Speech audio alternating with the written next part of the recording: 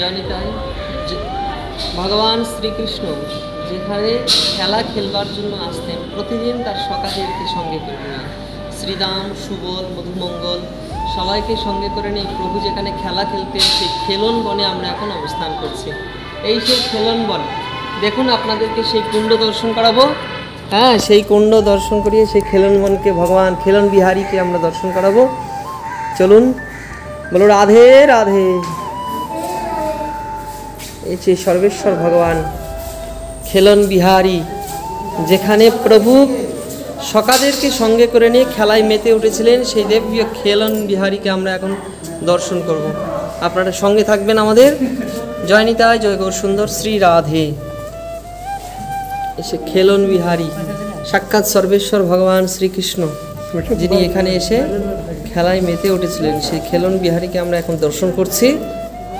পাশে খেলন অবস্থান করছে। এই বনের নাম খেলন বন।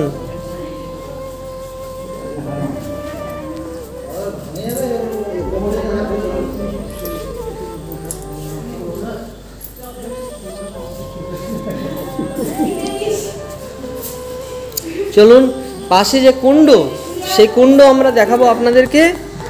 সেই দিব্য কুণ্ড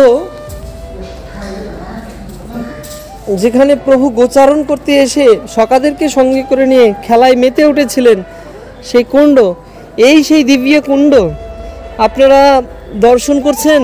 যে কুণ্ডের জল এত পবিত্র এবং সেই কুণ্ডের জল স্পর্শ করা মাত্রই আমাদের জীবনের পাপ পীড়া তাপ সব নষ্ট হয়ে যায়। সেই কুণ্ড খেলন বনে অবস্থান করছে ভগবান শ্রীকৃষ্ণ। এই কুণ্ডের তটের মধ্যে তিনি খেলা খেলেছিলেন এবং এই কুণ্ডের তটে প্রভু সখাদেরকে সঙ্গে করে নিয়ে গোচারণ করতেন। গোমাতাগুলো এই কুণ্ডের জলে পান করতেন।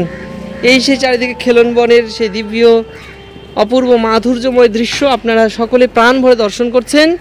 জয় নিতাই, জয় গৌর সুন্দর, শ্রী রাধে। সকলে একবার রাধে রাধে।